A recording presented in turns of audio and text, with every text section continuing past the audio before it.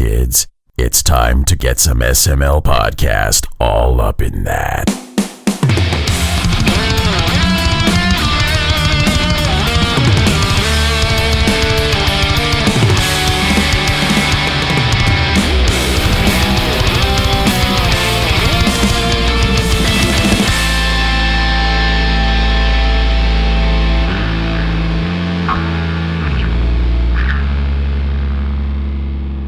What's up, everybody? This is the SML podcast. I am your host, Joe. Joining as usual, Cole. How are you?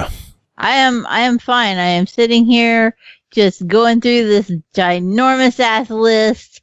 This is all we're going to talk about today. I don't care. This giant list of the games for racial equality. The itch.io bundle. Yes, it's just fucking incredible.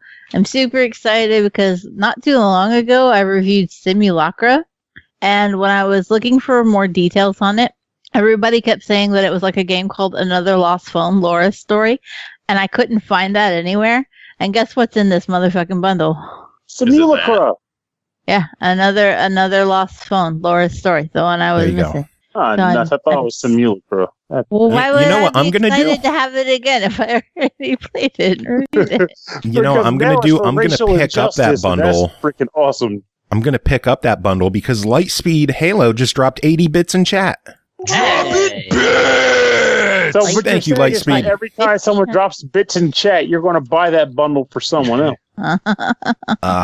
Don't put words in his wallet. I can't afford that. Oh my god, I'm just looking. I can barely afford one bundle for me. Actually, wait, let me check my bank account. I don't think I can until Friday. I know that feel. Nope, I can't. Not until Friday. Wow. I'm poor. Damn, popping biddies, you know what that means? You get a bundle of joy. Yay! But yeah, as you can tell by the voices, it is a party cast. Pernell's here, Chris is here, Tim Ekkebus is here. How's everybody doing? I'm super happy to have a good old time. I am off for a couple days. That never happened, so I'm happy about that. I'm actually going to relax for a few days. That never happens, but I'm going to enjoy it. I have to return to work next Monday, which fills me with sadness. Is school reopening? For 12-month employees, it is. Ew. So, yeah. Well, on a positive, I can't imagine there being too many employees in there during the summer. No, there isn't. It's just, yeah, I don't know. I've had the past week and a half mostly without having to watch my child because his summer camp started and is actually open. So, like, yeah, my plan was like to get some relaxation in, and that hasn't worked out yet. But I have pretty strong thoughts about doing that on Thursday. On just chilling out, watching the now rescheduled Sony PlayStation reveal. Yeah, we'll be talking about that on Thursday. Cole, I know you're excited for that. So super excited. I still don't know how the heck I feel about these new freaking consoles. I'm almost positive went up with one of the damn things, but like like last night, for example, I broke out a DS game, not a 3DS game, a DS game, and I did so just because I felt like I should be playing my old shit. Which one? And I realized just how quickly everything just gets eclipsed. All those You should games not be playing your old shit. Oh, I gotta play old shit. You should be playing Ori. Ori is the oldest of old shit that you should be playing. Ori ain't old enough yet. Ori needs to turn 21. Then I can play Ori. The DS is 21? No. It's getting close. Shut up. All right, then. Got your own foot there. Games, and I ended up playing one that I bought but did not realize was done by Hironobu Sakaguchi, which that's probably why I originally bought it, but it's called Away Shuffle Dungeon. And it's not as good as I would have hoped it would have been, especially with the pedigree behind it, because it was Sakaguchi and Uematsu did the music for it. Uematsu did the music. Yeah, nice. But I'm sitting like, I had higher hopes for this game, but then I'm also trying to tell myself, remember, this came out on the original DS, And the original DS is old now. You got to remember these things. So I'm probably going to play a bit more of it, but I'm just going down the line like every once in a while. I'm going to play this game today. I'm going to play this game today. And it was sparked because my one friend joked, but it was also serious when he was like, he made a comment where he said, now you're going to just get the PS5 and just not play any of the PS4 games you said you were going to play over the last 10 years. It's like, shit, he's right. That's exactly what's going to happen. Well, then the solution to that is to not buy a PS5. What? That's what I'm considering, but I can't do that because I won't be able to talk I got to talk about the new shit when everybody else talks about the new shit. I'll be honest. Gotta do the reviews. As of right now, I'm not buying a PS5. I'm not sold on it yet. Maybe Thursday will change my mind. Here's the deal, though. When it comes to you, though, that doesn't surprise me. Here's the real question. Are you buying an Xbox? Of course You're I going to am. buy an Xbox. Oh, exactly. See, I'm not sold on either of them right now.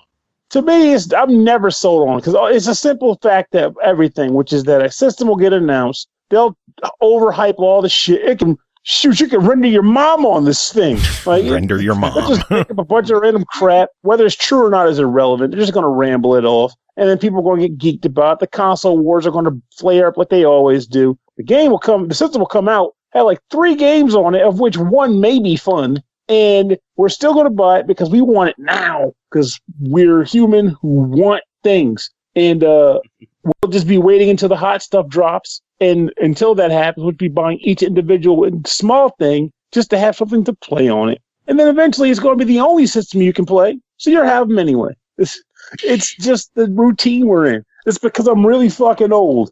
This is where I'm at right now. Like, I know how this is going to play out over the next 10 years. It's true. They'll get peripherals. They'll get 2 games for them. Me, I'm getting a Game Gear Micro.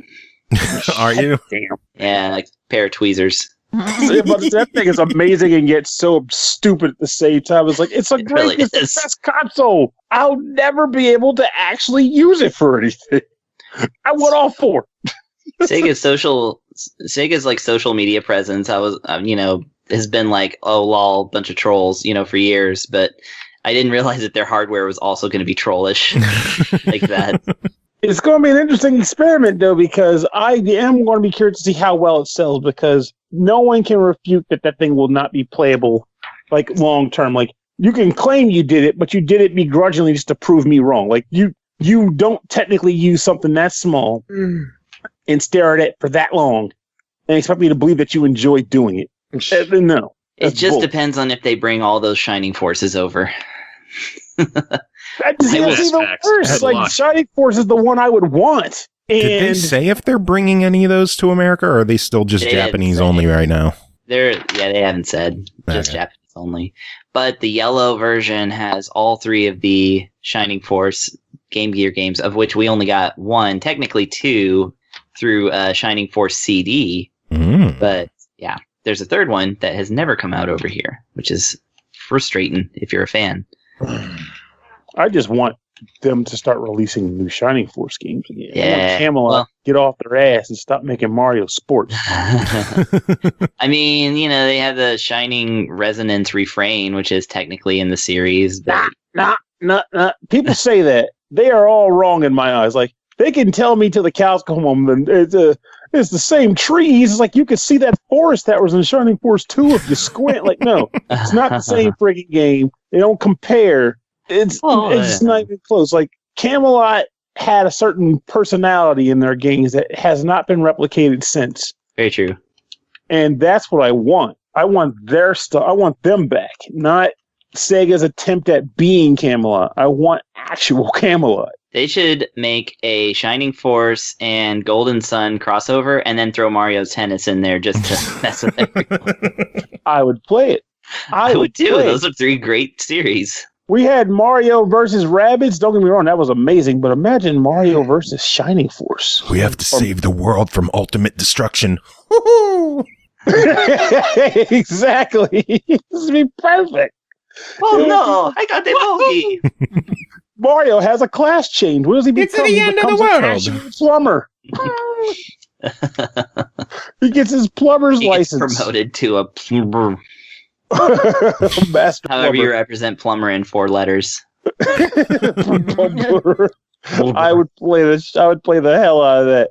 Luigi becomes like expert ghost trapper or some mess. But if you find he also becomes a master plumber. But if you can find the secret, class change item, which would be, that freaking EGAD vacuum cleaner device, he'll become a ghost trapper instead. It's perfect.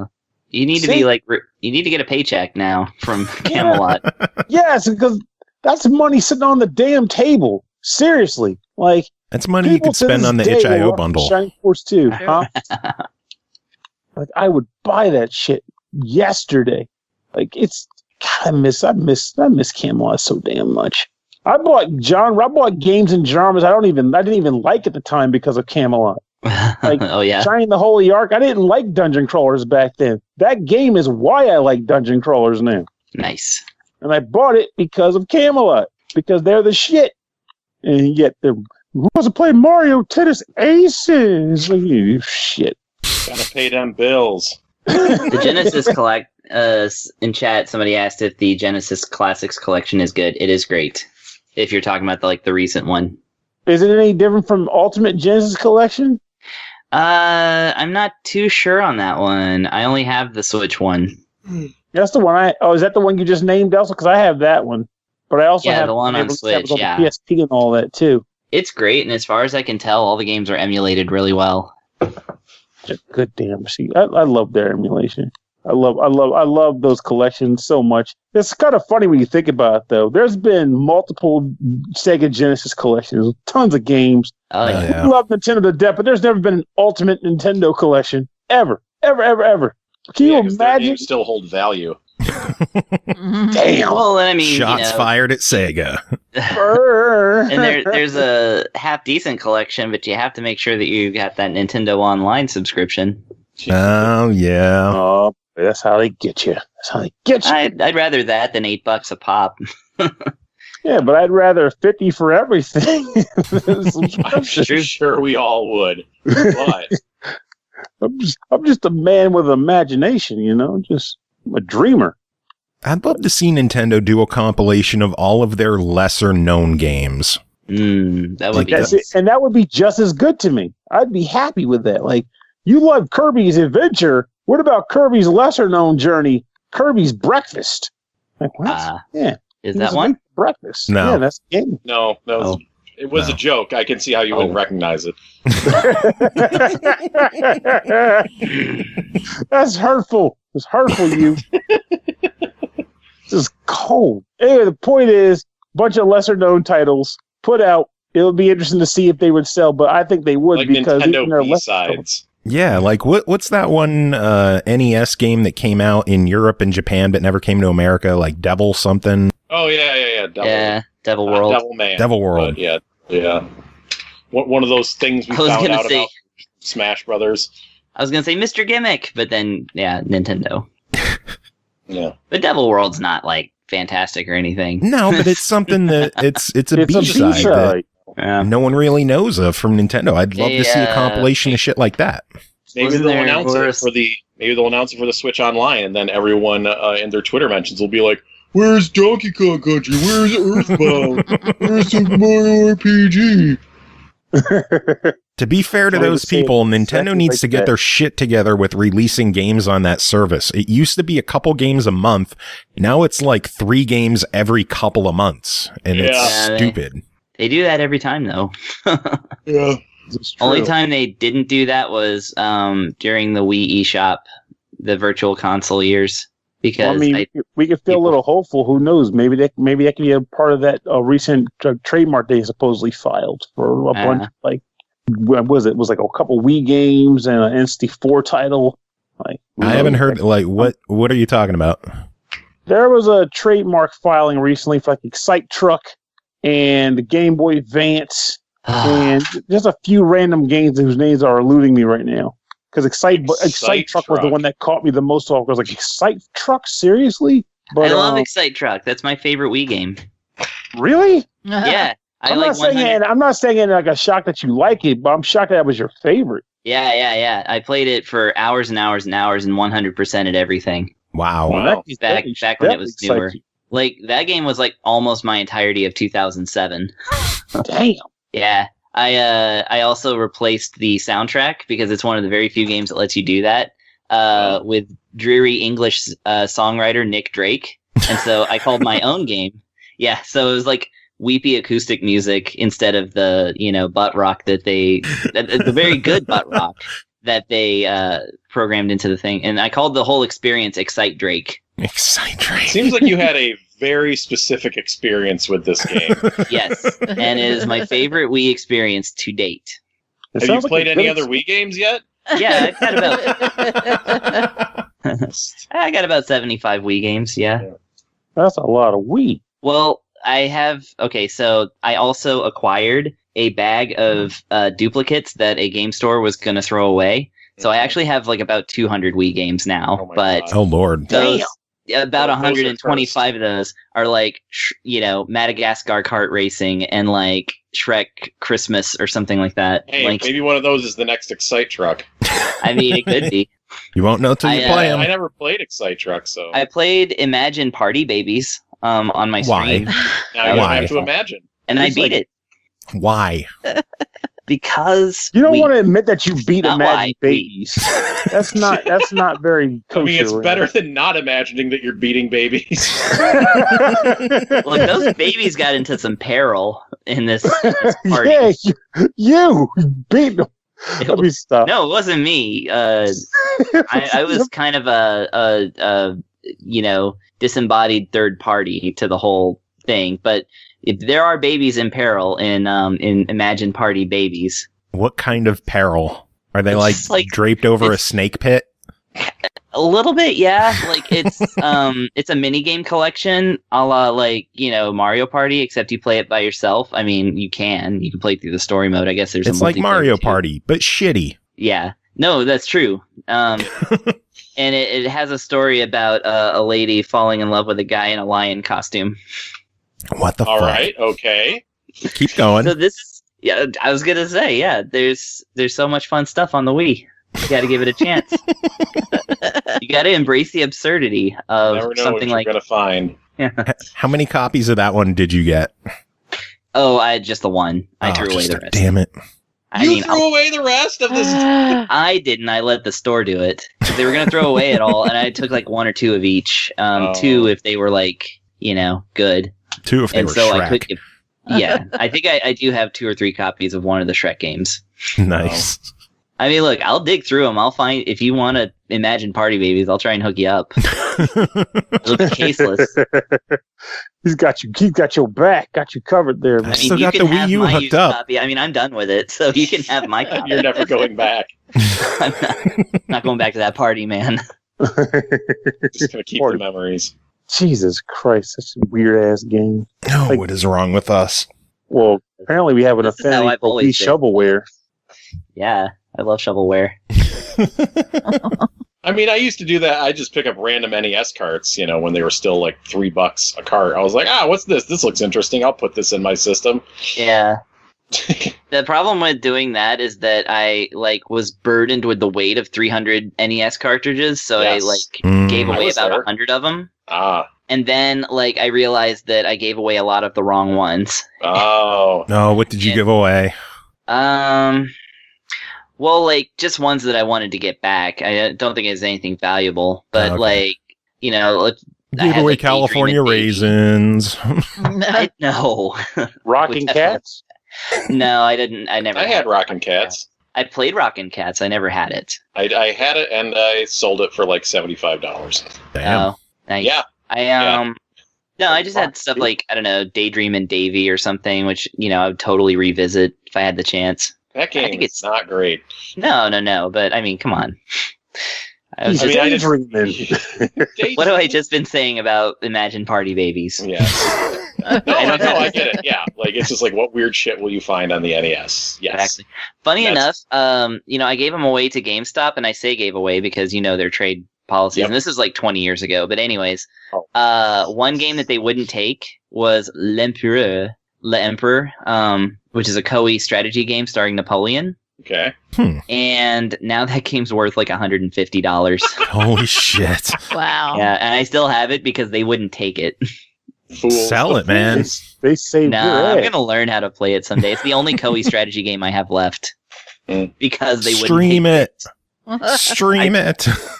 Everybody viewership loves is historical already strategy super low. games. My viewership is already super low. I'm gonna throw in an NEX-based strategy game Or you can get about it the lower. Napoleonic Wars. Hey, that might be the trigger that blows you up. I'm gonna do it. Yeah, What the hell? I'm gonna speedrun it. Christ. Just had this video of Excite Truck playing on my other screen, and like he's just playing the same. It looks like the same track over and over again, and there it goes. Oh, man. Well, we have some games to talk about. Should we get to these? I mean, yes, we should. I'm not even going to try to hold it up. Yes. It's not that bad. Only a couple of games. We only have 6 to talk about tonight. Tim, you're going to go first because I know you need to get going. But I'm sleepy. you're sleepy. First game to talk about tonight is called Bug Fables: The Everlasting Sapling, developed by Moonsprout Games, published by Dangen Entertainment, released May 29th on Xbox One, Switch, and PS4 for $24.99. Follow V, Kabu, and Leaf as they uncover the secrets of the land of Bugaria. Explore Bugaria? Is it Yes. Bugaria? Yes. It has the little squiggly line under it, so I couldn't tell if it was an A or Bugaria, an O. maybe. I don't know. I don't know if this. I saw the squiggly in the game, but okay, whatever. Oh. Explore and combine your team's abilities to solve puzzles, defeat powerful enemies, and find ancient treasures. Tim, tell us about Bug Fables. It would be an ah sound if there's a tilde over it. Anyways, or I don't know what that represents. Perhaps in the kingdom of Bugaria. And I meant the autocorrect squiggle underneath the Oh. word, so I couldn't tell. Oh, Yeah. Oh, There's no I thought there was- tilde. I thought you were expressing a tilde. Yeah. No. Bugaria. No. Bugaria. All right. Hey, Bug Fables. So this game is Paper Mario, but with bugs, basically. That's it. That's All the right, game. so $25. What do you think? Yes, everyone. Yeah, I mean, my fucking god. Okay.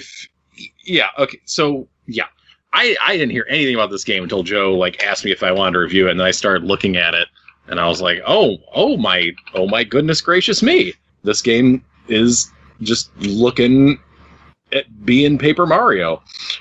So you have it's a 3D space, but your characters are flat, as if made out of paper. Apparently the game was initially, an early name of the game was Paper Bugs, but I guess they thought that was a little too on the nose. But yeah, all the characters are just these flat 2D character sprites, but the world is, has depth to it. And it's just that was what the developers were going for, was to make a classic quote unquote Paper Mario game. It recently came to my attention that some people are very salty that current Paper Mario games are not like the first 2 Paper Mario games. Whereas I've just been kind of enjoying all of them and didn't play Color Splash. Well,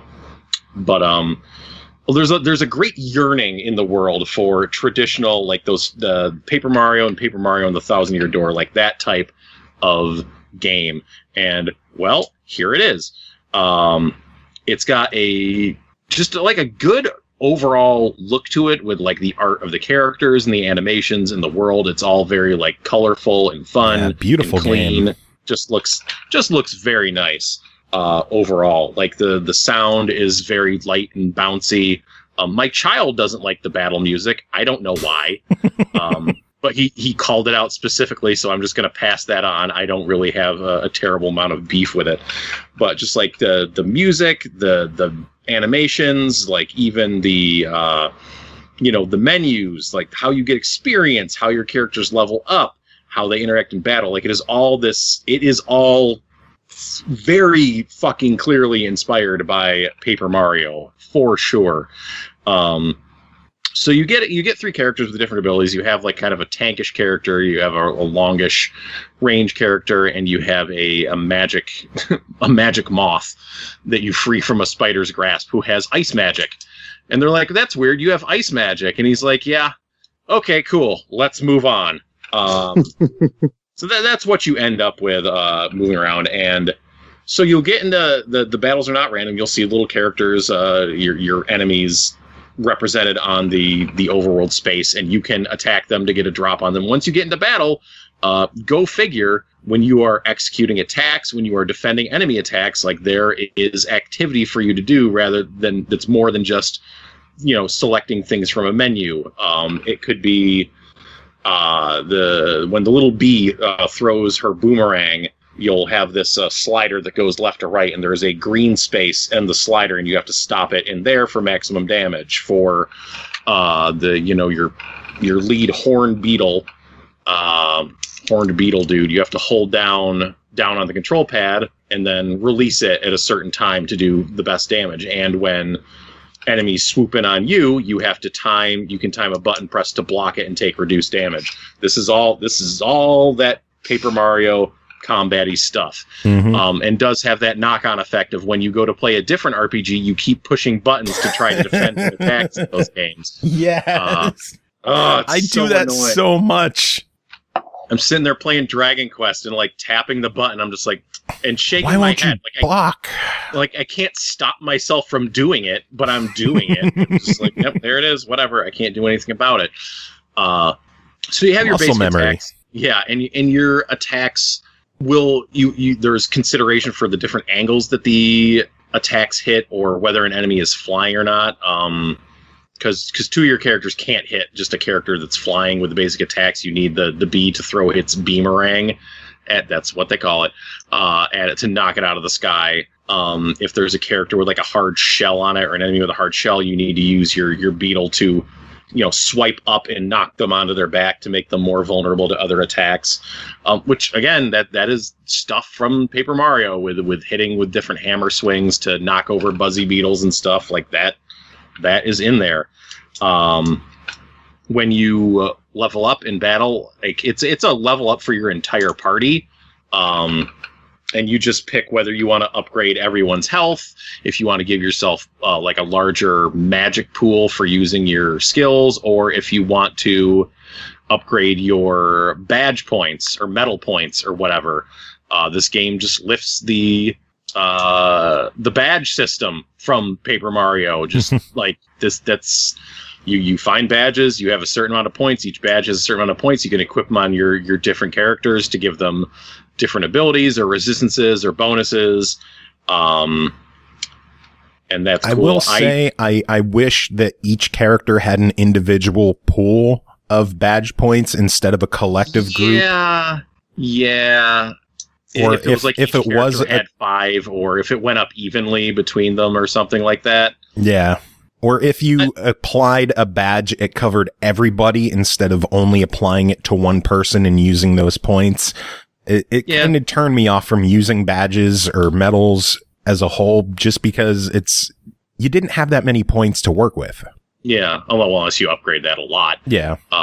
But yeah, it's something that you kind of, engagement with it, I guess, is a bit limited because of that, because you have to take care of your whole party with your pool. But you could also use that to buff up, you can buff up the defenses on multiple characters, or on one character instead of, you could throw one character down the under the bus as far as badges go or medals go, and just equip them. I mean, that might be a thing you need to do for certain battles, like tank up one character, or something like that. Yeah, when you're exploring the environment, there's a lot of like little environmental puzzles. Your characters have abilities they can use out of battle, which again can involve your beetle smashing things with his horn, your moth freezing like droplets of water or enemies to turn them into ice so you can use them as platforms, your bee just throwing her boomerang around to hit switches and stuff like that. So there will be, it's like, okay, well, I need to freeze this water droplet and then knock it over this way so I can jump on it to get up here and then throw a boomerang to hit a switch. So there's, just a lot of light little environmental puzzles as you're going through these areas. The plot is pretty straightforward, but I like the kind of the mysteries they set up early on. Like your beetle and your bee character are commissioned as adventurers, as an adventure team by Ant Kingdom. And so you go on this quest to try to retrieve this artifact. Where you retrieve the artifact, you find the moth. The moth guy refers himself in the plural, which is confusing sometimes, I'm going to say. Like, I forget that he's referring to just himself and not, like, your entire party when he says we. He's French. And it's not, voice acted, so it's like, oh, okay, the bubble is pointing at him. He's just talking about his entire self. But he's been frozen, or they, I guess, have been frozen there for some amount of time, and there's been a regime change in the Ant Kingdom. And boy, that the current Ant Queen sure seems shady. But it's just interesting to see like where things go with that plot line. Like it's a solid hook to it, even if it's probably heading in a direction you can see coming a mile away. But just to see it unfurl. There are the game gives you side quests. I didn't really engage with them that much, just because it's like they give you, in my opinion, they give you too many at once, and it just makes me say I don't want to deal with any of this. Whereas if it's just like 1 or 2 or maybe 3, I'm like, oh, okay, I'll clean these up and get these items before I move forward with my main quest. In this case, it was like, oh, you gave me like 5. I'm not going to finish all these. I mean, we'll see what happens if I run into any on my way, but like it's just like overload. Like it's a thing that happens with me in open world games. I'm just like, okay, there's too much to do, so I'm not going to do any of it. Fuck this. Just there's just like a lot of charm, and like the world is interesting. Like they're not recycling a lot of character sprites. There's a lot of interesting characters to talk to in each town and location, and just kind of like exploring the dynamics of the kingdoms that they set up. Like the wasps are clearly set up as a bunch of dickheads. There's something shady about the ants. The bee in your party has issues with the bees in general that need to be explored, and it's just interesting. And there's like a lot of like just weird characters to talk to, and there's other exploration teams around. Like the world of the game has culture, and I appreciate that. It's cool and interesting. The game has a lot of just generally very charming. Kind of my beefs. My main beef is like some of the platforming is a bit of a pain in the ass because your characters are paper thin, and the camera angle is fixed and not always conducive to you seeing exactly where you need to jump, especially if you're going like into the background, which doesn't come up too much, but it can be annoying. But usually the stakes aren't that high. It's just it will just get your dander up for wasting your time. But yeah, it's a pretty good game right here. Pretty good game overall. Yeah, it seems like this is the game Paper Mario fans have been waiting for. Yeah, like I mean, it doesn't have Mario, but it still, I think, makes that up with having an interesting characters and world that is fun to explore and fun to play, and it it has the gameplay aspect of it just down pat. It has all those things that you're looking for from a Paper Mario game, maybe even to a fault. Like maybe it's not different enough. Like honestly, maybe it adheres a little too closely to what those older games were, but maybe not. I don't think so. Maybe not. It's hard to say, but what it is, it's quality made, and it's fun. And that's what matters. $25. What is your verdict? Yeah, I think people should buy it if that's what they're looking for. Like even if you're not familiar with that old style, like if you're not familiar with that old style, it's probably even cooler because it's like, oh my god, it's a different style that you don't see a lot of games take, or RPGs take, and it's not like a short game either. Like it's a decent number of hours that you're going to get out of this, so it's worth the money there too. Awesome. Sounds good. Yeah. All right. Well, Tim, we'll let you get going. Thanks as always for being here. A fond farewell and a wonderful good night. Do you have any final words before we let you go? I'm so tired. Same. Same. Go night, Tim. Catch you later. Bye. Bye, Tim. Later, Tim. Oh, man. All right. Next game to talk about is called WARBORN, developed by Raredrop Games, published by PQube, releasing June 12th on Xbox One, Switch, PS4, and PC for $24.99. Rise up and deploy for the battle in variable armor, a technology-advanced suit of war. With command over this gigantic robotic weapon, lead a strike force of deadly mecha towards a victory and liberation in WARBORN, featuring turn-based tactics and quick-fire clashes. Pernell, tell us about WARBORN. It's Advance Wars on the Switch. So this is just like Nintendo Remake Day. That's what I was gunning for. It's like, holy cow, it's a second game. It's like, it's a Nintendo game, but someone else did it. But also similar to how Paper Mario was, this is something that I think a lot of people have wanted, similar to how Wargroove was a thing last year. This game is pretty much like, hey, if you've been looking for games like this, well, you're getting it out of this. So I'm going to talk about the game now, but honestly, I kind of already spoiled it. I think so. Get it. Goodbye. So the idea behind the game is there's like this narrative going on. I'm not going to lie.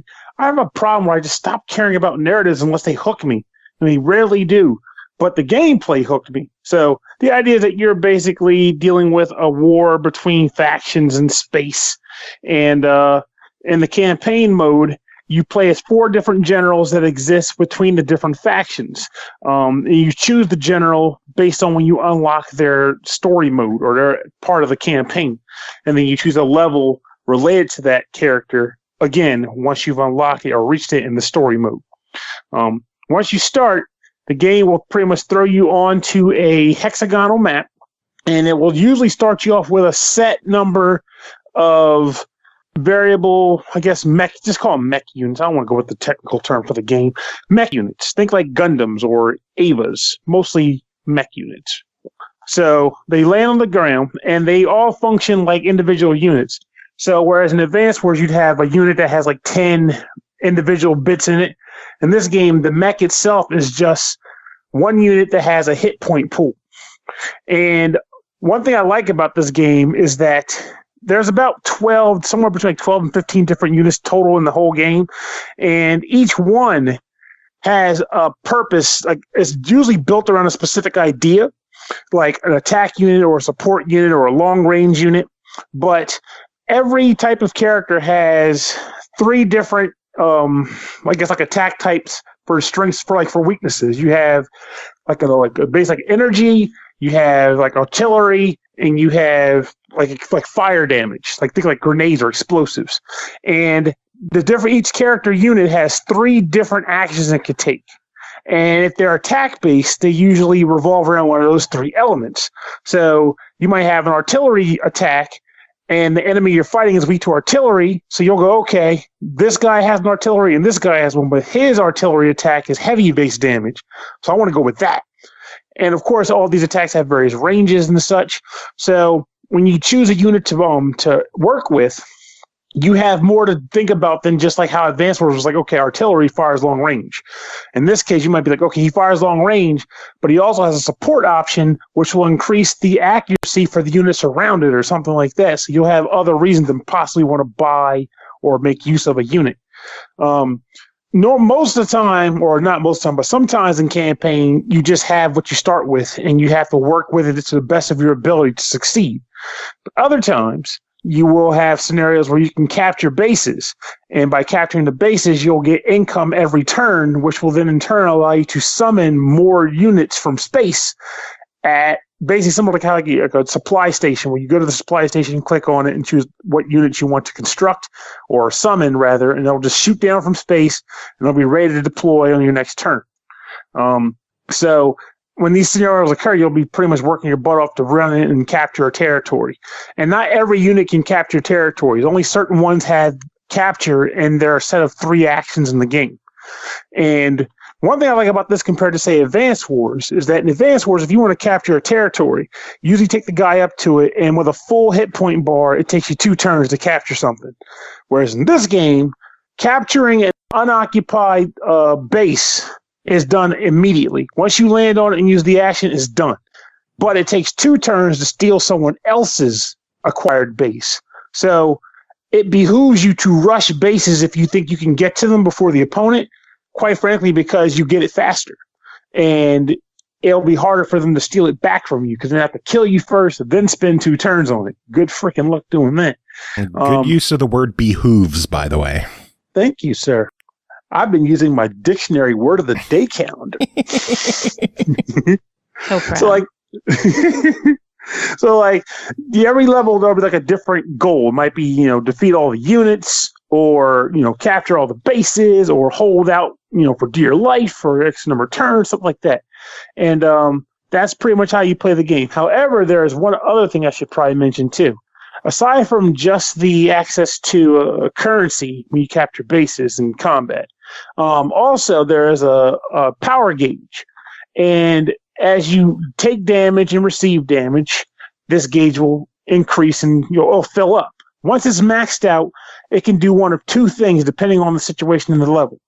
Some levels, like there's an additional mech type that I didn't mention called a deity mech. And when you think of this mech, think of say the Xenogears mech, like the Super Xenogears mech, or the fused version of like a Ronin warrior or something, but in mech form. Basically super mechs.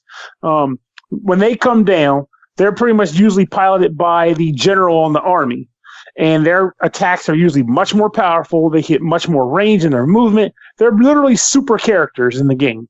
Sometimes the level will let you start with that guy already deployed, and if that's the case, using the fully charged super meter will just activate bonus effects on that unit. But in say the multiplayer skirmish mode or on certain levels in general, if that mech is not already on the field, using the supercharged meter will actually allow you to summon your deity mech to come down and fight with you. So if you get that thing out before the opponent does, oh crap. To give you an example, there's one character who gets the main character and the first character you get in the story mode, her deity mech has an attack that goes 5 spaces out and it blasts through all of them. So if there's 5 guys standing in a row, she hits all 5 at once. It's ridiculous, but it's amazing when you get to see it get done. I actually like that aspect of the game because the mech isn't so powerful that if it comes out, you're just going to lose the match. But it is powerful enough that it's actually something you're going to be trying to get. You're going to want to see happy. You're going to work towards doing that. I like that a lot. The game honestly is enjoyable to me. The art style is great. It's anime inspired, so again Gundam, but it's done really well. And what's weird about this, I say this a lot when I do reviews here, but every time I say it's because I mean it. When I looked at videos for this game, it didn't look all that appealing visually for some reason. I don't know why that was the case for me. But when I played it and actually saw it in motion on my Switch, it looked nice. I think that it looked like a great game. And the music is fantastic. Very well done OST. I was never disappointed in either the sound or the visuals as I played this title. It's honestly something I didn't even know I wanted. And yet here it comes as a review, and I'm like, oh, this game is great. And those are the best kind of games, in my opinion, when it's something that you weren't really expecting and you finally play it and you're like, oh my God, I needed this in my life. I agree wholeheartedly. Not just for me, but also for reviewers too, because when you think about it, you can easily go out and petition for AAA titles or whatever. Let's say, for example, let's say I wanted Last of Us 2 or something. It's if they gave us the code and I reviewed it, it's really just a free game because I'm not going to come out and go, this game was terrible. I don't know who would play this piece of shit. No one's going to say that. Stop it, Cole. You're killing my point. Pretty big games. You're killing my point, Cole. You're killing my point. I did it just last week. But I am curious. What game were you? What name one of them that you're referring to? I am curious though. I shit all over Warface last week. Yeah. Warface? Yeah. I don't remember Warface though. It's a tactical online shooter. Ah. Yeah. It's not your cup of tea. And it wasn't mine either. It was disgusting. Needed some money. well, let's say the majority, the usual big announced games that come down the pike, you pretty much expect to enjoy them. It's just more like a formality to say, yep, you'll still like it. But games like this, no one's really talking about them. It just shows up in like your sponsored Facebook ads or an ad that pops up before you watch what you came to see on YouTube, and you're like, I didn't know anything about it, and it's not really drawing me. But then you play, you go, holy crap, this game is legit. I got to tell everybody about this game. That feels amazing to happen. I love when that occurs. That's why we were talking earlier about All Was Awakening. That happened with that game. I didn't care about it at first, then I played it, and I've been gushing about it for years. That's what it's all about. I think WARBORN is a good example. Yeah, and there's a new Alwa's game coming out soon, too. That's right. I'm ready. They've been talking about it for years now, and I want that bad boy. So I'm hoping it's good. I have high hopes for them, and I'm trying to find a chance to talk to the composer, too, because the music in Alwa is also stellar. I gotta start reaching out to these damn composers. I'm like, this game has a great OST. Well, maybe you should talk to the guy. Yeah, seriously, get your shit together. I've been trying, but I keep dropping it. But I gotta say though, WARBORN is a fantastic game, and I even mentioned the fact that the versus mode has a nice variety of small, medium, and more large maps to choose from. So you get a bit of variety. Literally, the only downside to me, and that just depends on the player, honestly, is two things. One, if you're coming here from Advance Wars, the general count is much smaller than you'd get out of an Advance Wars title. There are 4 generals to choose from total. But with that said, I like the general variety in this game. They all have good numbers of abilities because they also have like just general passive abilities that they have too, which is cool. So you have the generals. And then the other issue is that depending on what kind of gameplay you used to do in Advance Wars, this game only has one-on-one skirmishes. You're not going to have any, 3-player or 4-player matches. It's all 1v1 stuff. So again, they're not really negatives. It's just things you should know coming in is all. But if everything I just said just kind of appeals to you as much as it did to me, this is up your alley. This is a good freaking game. Nice. Then overall, your verdict for $25? I think it's a solid buy. Pick it up. I will. It does. Yeah, I'm excited for this one. I put a little bit of time into it myself, and it's just good to have that Advance Wars feeling back. Mm-hmm. It played well. It looks great. It sounds great. It's just a solid game. I also forgot to even mention one nice thing that differentiates it from Advance Wars 2, which is that normally in Advance Wars, when you have a skirmish or an attack, your unit goes in as the offender, you do your damage, and then the other team has a chance to defend and retaliate and do some counter damage.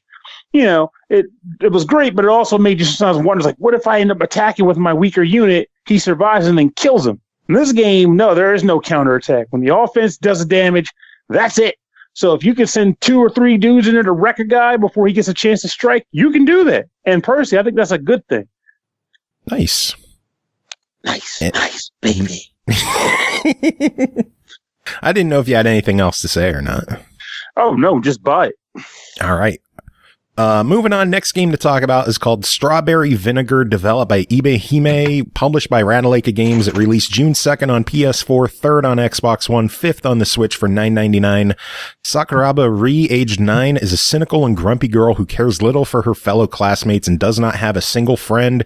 That is until a self-proclaimed demon from the deepest, darkest pits of hell suddenly appears in Ri's kitchen and steals a tray of cookies. What will happen between these two young girls? Will friendship blossom between them, or perhaps something more? Chris, what the hell's going on in Strawberry Vinegar? I mean, that's pretty much the description. Yeah, the description is the whole game, pretty much.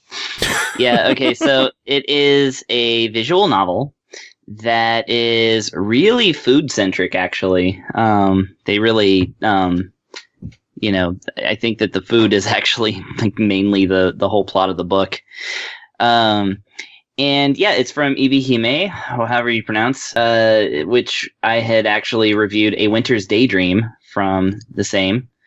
And this one actually is a little bit different because, Winter's Daydream was simply a novel that you just read cover to cover or, starting screen to ending screen and, with no deviations whatsoever. This one actually does have a lot more content. For one, the story's longer.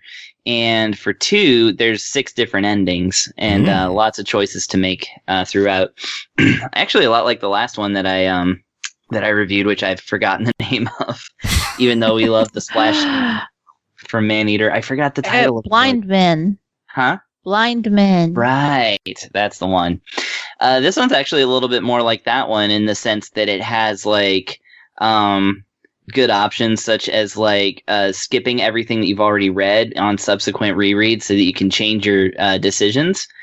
Although this one does not have the we'll just simply tell you what to do to get new endings and stuff. So they kind of leave that for you to figure out.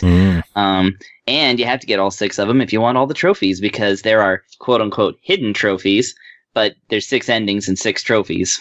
And funny enough, all the other trophies are food based.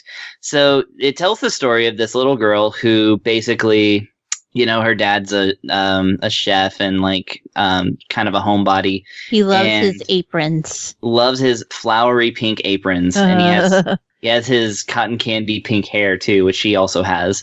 And her mom's an actress, and that plays into the story as well. I'm not entirely convinced they're not in a lavender marriage, for the record. Well, that's yeah, but that's not for me to. I have come to that conclusion on my own accord, and I do not push that conclusion upon anybody else. But I am fairly certain there. It's really yeah. There's a lot. I mean, it's stranger things have happened.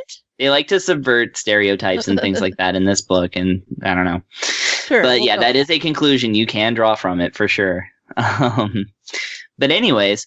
So yeah, basically the story starts out with her making cookies, and then this demon girl eats those cookies, and it's one of those like, she's the straight man, as it were, the serious and put upon person, protagonist, stand in for the reader, and this demon is just like endlessly hungry and very bubbly and friendly and things like that. And you can choose, basically most of the choices are whether you're going to give in to her endless demands for food and fun, or if you're going to spurn her. And of course those decisions will affect the story.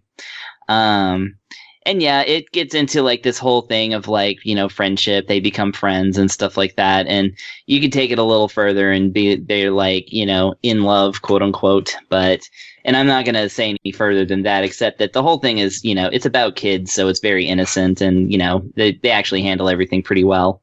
And yeah, that's pretty much it. I mean, it's just all about reading the story and, taking the turns and doing all kinds of different things, and every path that you take, deviating from, whatever, when it branches off, there's a new dish that somehow pops up into the story. And, the game is mostly graphically just a background and 2 characters standing, across the screen from each other and talking. Like that's how most visual novels are. But anytime it comes to food, it's like these close up, artistic, like panning shots, sometimes more than one, of each kind of dish. And in fact, every one that you unlock ends up in a picture gallery. So nice. Yeah. So, that's pretty much, like I said, it's lovely pictures of food. It's a cute story, and that's it. Cole, anything you want to add? No, I mean, it's very simple. It's a Ratalaika visual novel. It's obviously not going to be like shaking the earth or anything, but for what it is, I think it's pretty solid. I like that there were different branching storylines and stuff, because there have been some that did not have that, and it's a little more boring when you're just like press A, press A, press A, press A. Or just Done. letting it auto read, which you can. You can adjust different things on it, the music volumes, sound effects, which the sound effects are very rare, but they did have a lot of slider options for like how fast your text scrolls. If you press skip, does it fully skip? Does it skip a little slower? Like it was really impressive with the options that it gave you. Also, it has 5 different types of text box. The picture against which the words will appear. Every single one of them is a dessert. Yeah. Yeah, That's the fine. only thing I think I could ask for in these, and it's kind of a nitpick. It's not something that's like dead set. Oh, I'm gonna dock her for not having it. But I have seen visual novels that had dyslexia settings, and it might be too much to ask for, but it would be nice if this had that as well. Yeah, the text in the game is like, it's pretty straightforward, except in the option screen where it's Comic Sans or something close to. Yeah, it's but a little something. yeah, I agree. It would be nice to be able to change the text style, or like to the size and the type for dyslexic people. And, I will say that the only thing that made it easier for me to read was that I went from the default text box style to one that had a pink background rather than a clear background. So that made the letters stand out a little better. But yeah, I did the same. Agreement on that. Could use an accessibility option for sure. I mean, I get that with Ratalaika and the stuff that maybe that might be a little out of their range. But if it's something that they would look into, that'd be awesome. Yeah, it'd be nice that was like the industry standard. Yeah. Mm-hmm. All right. Well, $10 on Strawberry Vinegar. What do you think? Well, $10, like I said, if you are charmed by, this kind of story, then there's definitely the content. It's all there. There's a lot of story in this particular title. So I would say, yeah, it's worth it. Obviously, it's the visual novel genre. So, I mean, those get up to like $20 and $30 sometimes. No. So it's really hard to like judge it based on its price. It's just, it is a cute story, and I think it's good. So, yeah, if this seems interesting to you, then $10 is a good price to pay for this kind of content. Awesome. And this amount. Mm-hmm. Yeah. All right. Well, next game to talk about is called We Were Here Together, developed and published by Total Mayhem Games, released June 5th on Xbox One for $12.99. As we explore these frozen wastes, misfortune strikes once again. Through the fierce blizzard, a flare lights the sky, followed by a cry for help over the radio. Broken, dying, no one else can come to their rescue. Can we make it back together? Cole, tell us about We Were Here Together. Oh boy. So if you've played We Were Here or We Were Here 2, you already at least got like some kind of footing in We Were Here Together. But one thing that I was curious to see is how, if somebody had not played the previous two games, how would they handle We Were Here Together? So, for a little bit of backup, if you're not familiar with the other two, this is a cooperative 2-player puzzle narrative game. And you cannot be in an Xbox party when you are playing. You have to use the in-game chat. And you have to hold down the left bumper because that's your walkie-talkie. So when one person is talking, the other one has to listen, because if you press the button at the same time, it didn't go through. So that pushes you right there into a whole different form of communicating, because you don't have the option to talk over each other. It's stop and go, stop and go, stop and go. Each person has their own separate puzzle areas, usually. And We Were Here and We Were Here too, that's how it worked out. So in order to work cooperatively to solve the puzzles, you would have to really communicate and describe what you had in your area, what you could do with it, what you thought you needed for it to solve the puzzles. We Were Here Together uses a lot of those same elements, but there are more instances of the two players being in the same area together, which adds a nice twist, because in the past, it's like, okay, well, you have your part of the puzzle and they have their part and you don't cross paths. Whereas when I was playing We Were Here Together, and I played with Studa, who has not played We Were Here and We Were Here too. He has not played those, so he was starting from scratch and had no idea what to do. Yeah, I like that you've played all three of these, each with a different person. Yeah. First one with me, second one with Aki, third one with Studa. Yep, I did. I played. But it definitely gave me a little bit of insight in how to guide somebody else to play the game. So Studa wasn't necessarily at a disadvantage because he hadn't played it. He had me to say, slow down, look at it like this. One of my biggest gripes about We Were Here 2 was that it had timed puzzles. A lot of them. Yeah, I remember those. We Were Here Together doesn't completely get rid of the timed puzzles, but they're far more forgiving, which was good. And they're not as early in the game. They don't take place until later. So it's a lot easier to build up somebody who hasn't played the series yet, if that's the path you're on, like me. If you're a glutton for punishment, want to play it with somebody different every time. I just like to work my way through the ranks. But it gives you some time to like introduce the game. I will say though that it just throws new players into the deep end. Like, it does not explain the communication method. It doesn't explain that they can't see part of the puzzles. If they go off and think they're going to do it on their own, they're fucked. So they expect that you've come into this having played the other games. Yes, or at least have somebody willing to guide you into how to get started.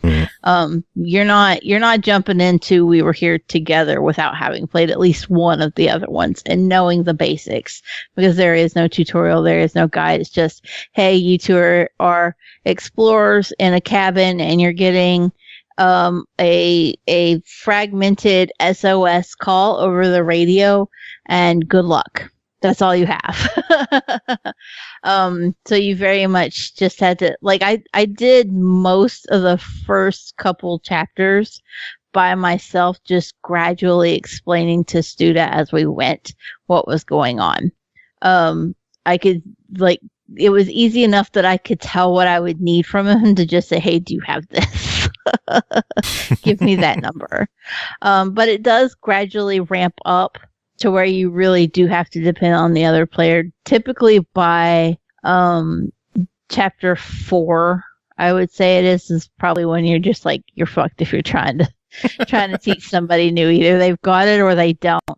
I think that was also the point where, like, I started dropping Studa off of bridges because he just didn't get that, you know, it was like, you can't just rush into the puzzle. You have to stop and look at it and figure it out. And he was just like standing on the bridge. And I'm like, don't go yet. And he goes, ah, and down he's gone. Bye.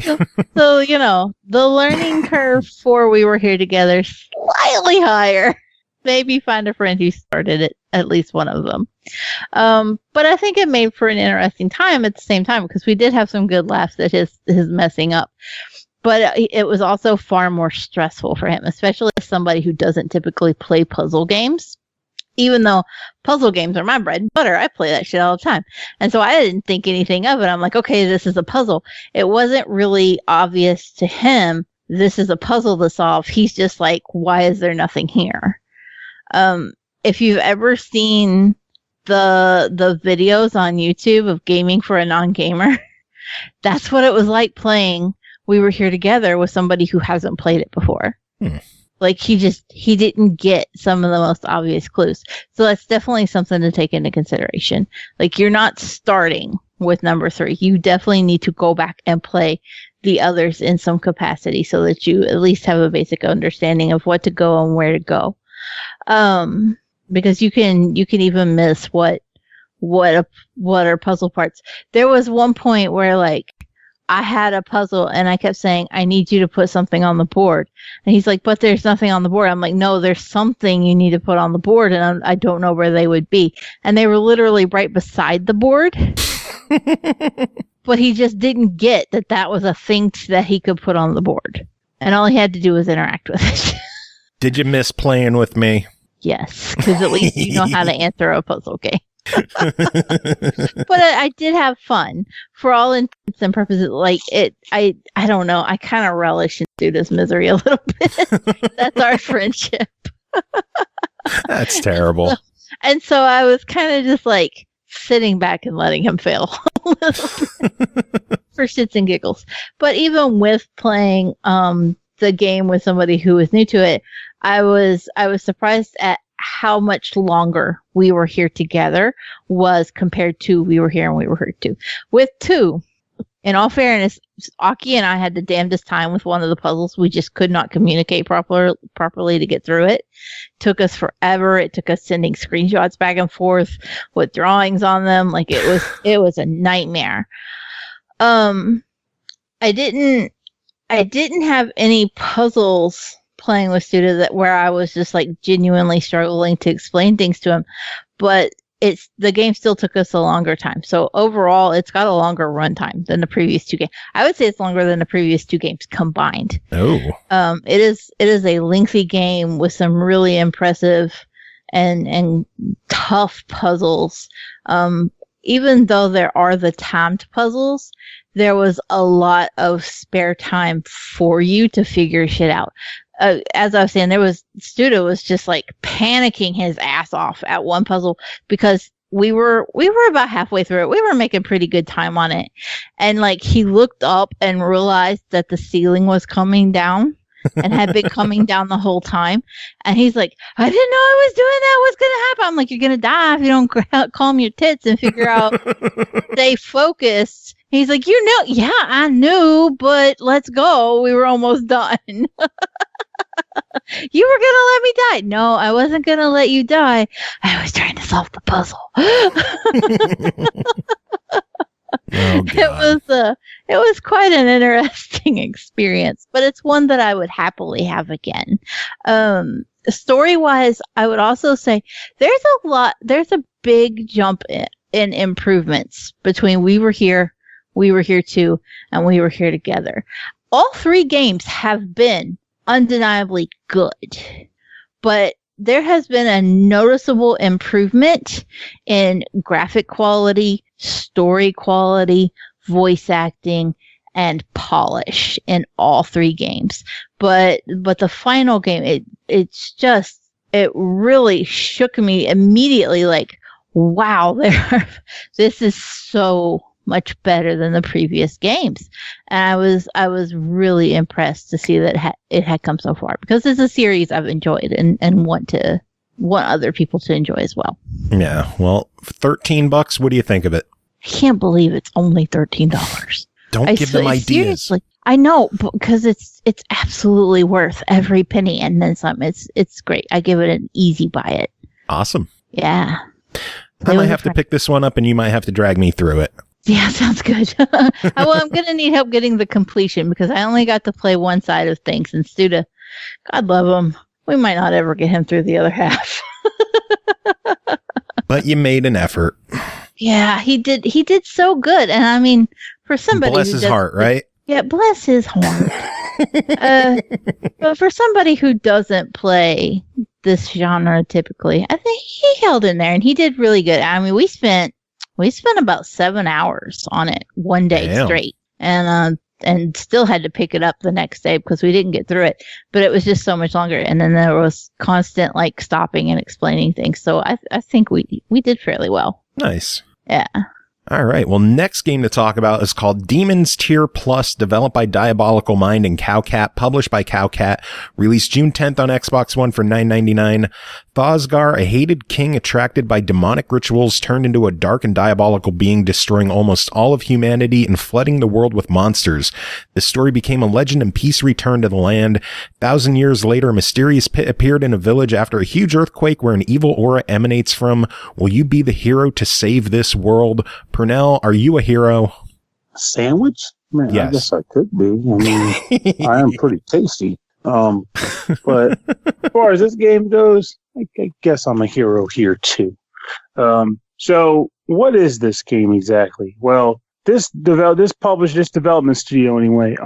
Prior to this game, I know I've played Xenon Valkyrie Plus and Riddled Corpses EX, and they all carry us. They're great games too, right? Mm-hmm. I mean, great games with a very nice musical style that kind of gives me like SNES vibes. Yeah, and, Georgiost. Oh, that's the name of the composer? Well, that's his like stage name. I think I messed it up actually. I'm looking him up right now. I got both the soundtracks. I should know. Dun dun dun. But watch, when you find it, you'll be like, that is the thing. But I mean, that's like what this game is like. It's more of that graphical style and more of that music, but they decide to take the twin stick shooting element of Riddle Corpses EX and turn it into a bit of a Diablo-esque dungeon dive. You start out as one character, the Knight class, and you go into the hole in the ground, and you go down. You're basically trying to get through a series of floors from top to bottom, and eventually fight the big bad at the bottom of the pit. Each floor is a randomly generated map. Monsters spawning all over the place, or they don't really spawn, but they're already there. And you get a mission that will scroll across the bottom of the screen, and it differs every time. It might say kill all the monsters, or open all the treasure chests, or open the locked treasure chest by finding the key, which you get from killing a certain monster. And then sometimes it might be something else, which I'll talk about in a second. So when you get that mission to scroll across, you pretty much go about trying to engage it. As you run around the map, monsters appear. You use the right thumbstick to fire projectiles at them until they die. When you kill monsters, when you destroy objects on the map, when you destroy objects on the map, you get money, which can be used to level up your character between floors and other hit points, defense, speed, attack distance, and attack power. And also a value that increases like a combo gauge, which I'll talk about right now. The other thing you can get, what you get from killing enemies, is D points. D points work as currency for when you're not in the pit. When you die or when you exit out using a magical rope item. You can use D points to purchase new characters at the bar, items at the item shop, which you can take into the dungeon run with you, such as like a key to rescue hostages that you might find trapped in the dungeon, which if you do rescue them, they become option. God, I hate using that now because I don't know how many people even know what options are anymore, but they become like a sort of a walking turret, I'll call it. So it's like it becomes a person that walks around and fires bullets when you fire bullets. And you can like health potions, which can heal you for health and so on and so forth. There's not a ton of items you can choose from, like a whopping 5, but it's still nice to just buy them. And the other thing you can get with the D points is new weapons. So every once in a while, when you defeat a boss character, they might release a blueprint item from a treasure chest that will appear after their death. That blueprint item can be taken back up to the surface. You spend the requisite number of D points. Boom, you got this weapon. It looks different, and it also comes with a pre-loadout of your default stats. So every character you can acquire to play as in the game has a specific breakdown of their starting stats. So it might be like for example, let's just say one character has 4 defense, 2 attack, but 1 speed, and 1 attack distance, which you didn't want you to get up close, but you're really slow. The weapons have their own bonus stat addition. So the weapon might have like 3 speed and 1 attack. So you might go, this guy's lacking in speed, but if I give him this weapon, he'll start with a higher speed, which makes him more usable for me. So you'll be basically acquiring these blueprints and spending time trying to unlock these weapons. And they cost a lot of D points to acquire. So how do you get more D points? Well, comboing, baby. As you attack enemies and kill them, if you can maintain a kill combo count, you will get a multiplier next to your D points, up to like a multiplier of 2. And what this means is that as you kill guys, you'll get more D points than normal by virtue of keeping the combo running. Also, if you have those turret humans that you rescued, you take them between floors with you, you get a D point bonus for each floor you take one down with you. So it benefits you to rescue those guys, not just for firepower, but also to expedite the process of unlocking stuff on the surface. Eventually, you'll get to the bottom, and you defeat the big bad, because he's a dick. And when he's dead, you will unlock another tier. And all tiers is really the Diablo style of gameplay, where it's the same dungeons and the same monsters, but they're all tougher and harder to kill. So it's just a way to kind of, stretch the length of the gameplay. But I will say it's not necessarily a bad thing in this regard, only because you get 6 characters plus a few more you can unlock, and you'll want to unlock a bunch of the weapons and all that stuff. So if you find yourself enjoying the gameplay, fighting the same monsters but tougher might still not be such a bad idea. You'll come back for another round of it, but now it's harder to play, so it won't just feel like you're 100% just doing the same thing over and over. Now you're trying to get to the bottom with everyone trying to kill you even more so. So, I mean, honestly, my takeaway from this game was that it's simple but effective. I didn't have to come in here and use a bunch of brain power to process this game. I just sat down and killed a bunch of jerks and had a good time doing so. Even with the leveling up between floors, it's just like, I want some health now. I'll level up health or armor. And I didn't really have to think a lot about it. It was just nice, stupid fun in a good way. There's a narrative that takes place also between fours where the characters will have conversations about the plot, and they'll actually even have flashbacks showing you what happened prior to the events of the game itself. And they're not bad, but it's pretty light fare, just enough to give you some kind of investment in the characters themselves. But overall, love or hate it, it won't hurt your enjoyment of the game if you're into this kind of stuff. It's just extra. So, in my opinion, this game may be worth it just for the music and the graphics. But the gameplay itself is fun for a little bit of a time kill, too. And it's also co-op. You can play 2 players, so nice. You can even do a double Dungeon Dog. So, it's a good time. And if you want just the soundtrack, George Yost, which I confirmed that is how it is, has that soundtrack as well as his Xenon Valkyrie Plus and Riddled Corpse's EX soundtracks on his Bandcamp. Ooh, nice. Those are good OSTs all across the board. GIORGIOST. Nice. Ooh. You'll have to link me to that. Maybe we could play some of that on the end of the show. Okay, I got. Because I don't know what the hell else to play on the soundtrack. So, but let's see, $10 on Demon's Tier Plus. Quick correction: it is on Xbox One as well as Switch and PS4 and Vita. It always shocks me when I hear a game hit Vita at this point. Yeah, it's always good seeing games hit Vita. Yeah, I think that publisher still works with Vita for sure. I think those other games are on Vita too. Yeah, they are. I think Xenon Valkyrie was like one of the last ones I got on there. Nice. Yeah, reading the press release, the game is not available on Vita in Europe at launch, but it will be coming to Vita in Europe eventually. If you buy the PS4 version, it is cross-buy, so you get both versions when it releases. But $10 on this one, Pernell, what do you think? I think it's a solid go. Pick this thing up and enjoy killing dudes in delicious pixel, spritey, whatever you want to call it, art. I'm probably going to pick it up for sure. Nice. All right, well, we got one final game to talk about tonight. That is called Bridge Strike, developed by Project Red, published by Dragius Games, released June 5th on the Switch for $6.99. Hop in your jet fighter cockpit and get ready for some seriously retro-fueled action. Sometimes you have to fight for peace. These green valleys, safe for many years, are now threatened. Answer this threat by force, stay undetected, and strike hard. Chris, tell us about Bridge Strike. That, unlike the last game, that actually does not describe this game very well. Because I don't understand what they're saying about being undetected. I mean, it's basically a shmup, so you're gonna be detected, and stuff is flying at you all the time, so I honestly don't know. Okay, so Bridge Striker is an interesting take on the vertically scrolling shooter genre, and I'll spare you the lengthy description of what a shoot 'em up is. Mostly because this actually doesn't follow very many of the conventions of the genre, so it would be confusing. But I will refer you to Beaker Unloaded on the Switch, available on the Switch. And by the way, I've never reviewed that game. That came out of my own pocket, but it is a game that will describe the genre of shoot 'em ups to you.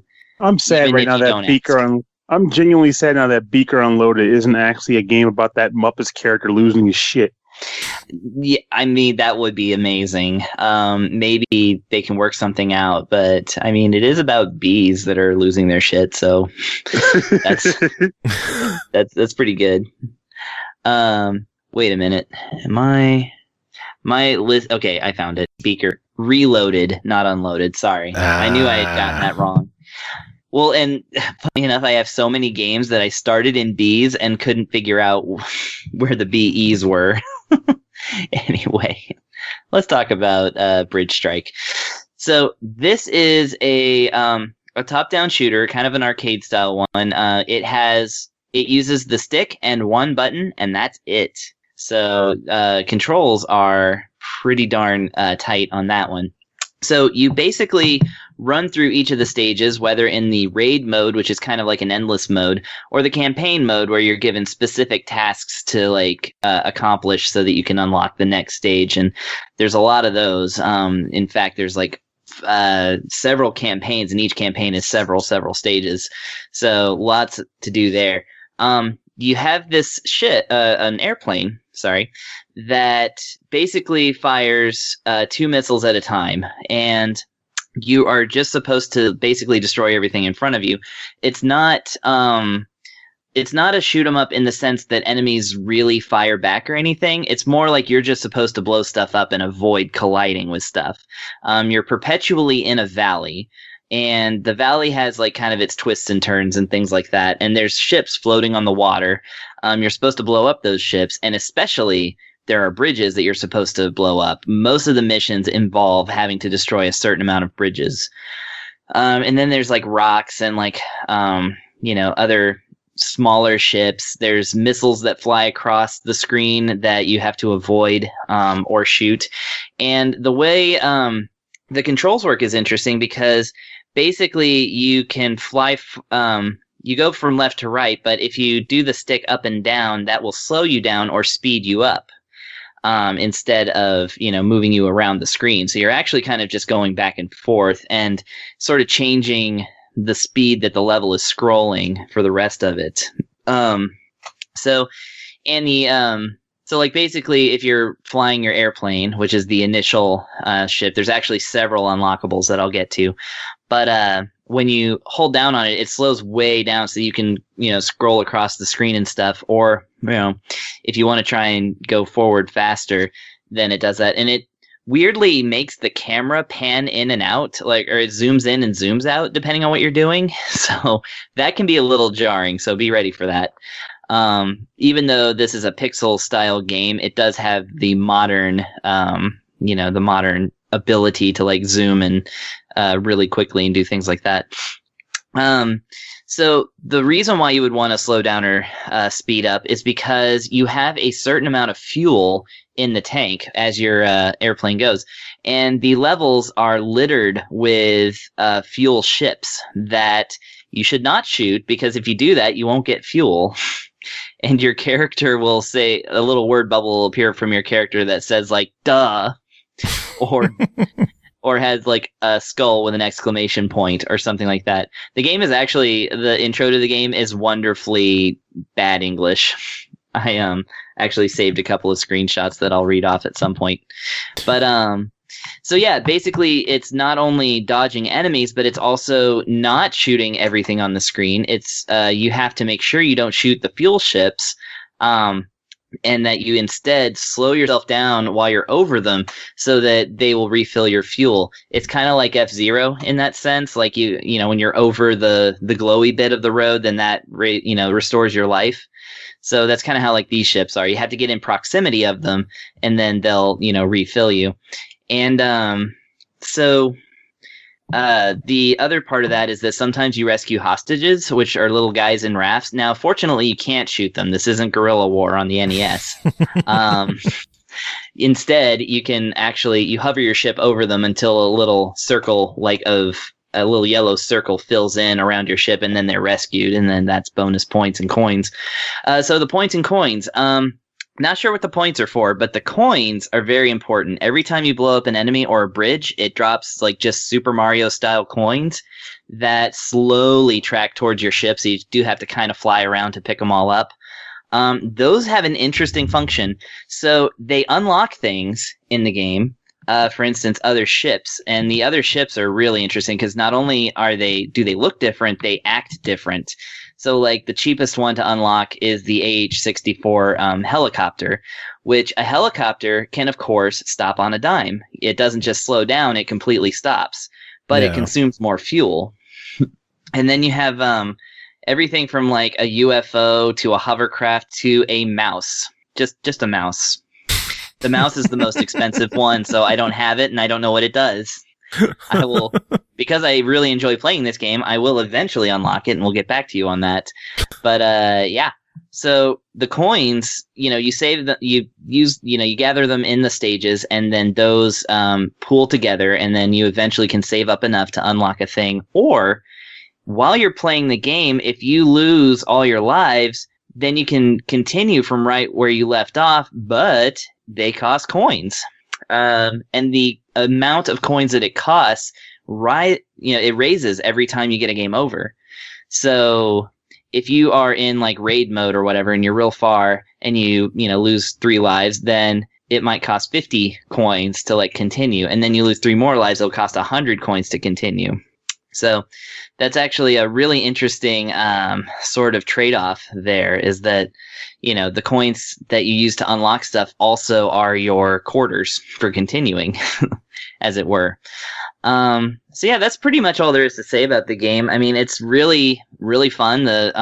As far as shooters go, it's an interesting new formula. The weather changes while you're playing through, so sometimes it'll be raining, sometimes a giant jet will be around and it'll shake the screen, and the game measures your accuracy, and if you can blow up more enemies than you actually shoot bullets, you can end up with over 100% accuracy, which is fun.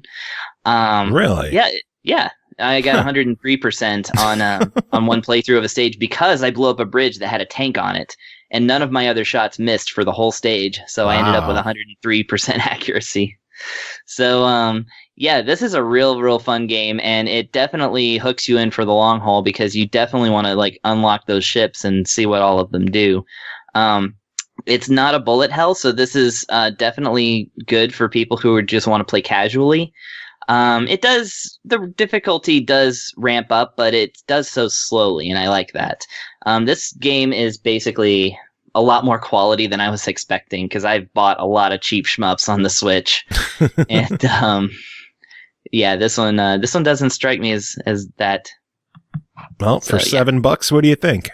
Oh, absolutely worth it. I think that it's better than any other shmup in that price range. Like I said, I do prefer bullet hells myself, but this one really did charm me. And so the intro to the game, there's a general pounding his desk, and he says, "We must act quickly and decisively. We cannot let the enemy cross our border." And your own pilot, as soon as you're about to take off, says, "Hear the eagle, I am ready." Oh, Lord. Yeah. So that's beautiful. The intro it's is poetry.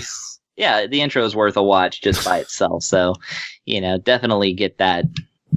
Awesome. Sounds good. All right. All right. Well, that is it for this episode. We made it through another one, everyone. We did it. Hooray. Yay! I'm clapping and twirling. Music, I guess we're going to play something off Demon's Tier Plus. I'm going to have to pick up that soundtrack, and we'll play something off of that. Chris, you're going to have to give me a favorite song of yours that we'll play, since you've been listening to it. And no, I don't know the Demon's Tier soundtrack yet. Well, then Pernell, you're going to have to listen to it and pick a song, and someone fucking just tell me what to play. Dice. I don't know what to play. I don't know what to do. Send just a random track. All the music.